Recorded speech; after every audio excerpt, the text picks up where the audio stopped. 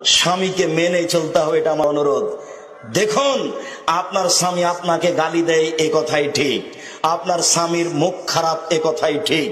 এরপরে আপনাকে আমি মেনে নেওয়ার জন্য অনুরোধ জানাচ্ছি। আপনি সপ্তাহ সপ্তাহ তার সাথে কথা বলবেন না, মাস মাস তার সাথে কথা বলবেন না।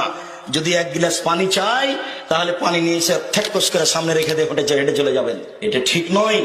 আমি অনুরোধ করছি, তার মুখ খারাপ হলেও আপনি তাকে মেনেই চলেন, তার সাথে কথা বলেন। আপনি তার প্রতিবাদ করিয়েন না। ও গালি দেখ, ও মারুক, আপনি চুপ থাকেন, আপনি তার প্রতিবাদ করিয়েন না। সংসার ভালো হবে। আমি আব্দুর রাজ্জাক বিন ইউসুফ, আপনার দিনী ভাই, আপনাকে অনুরোধ জানাচ্ছি, আপনি স্বামীর সাথে কথা বলেন, স্বামীর সাথে ভালো হয়ে চলেন। আপনার জন্য জান্নাতের সব দরজা খোলা।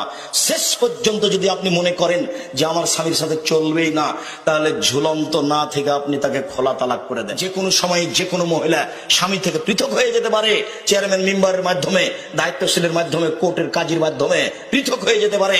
তার নাম খোলা তালাক। আপনি খোলা হয়ে যেতে পারেন, কিন্তু এই ঝুলন্ত অবস্থায় মাস মাস কাটাবেন, এতে পরকাল হারিয়ে যাবে।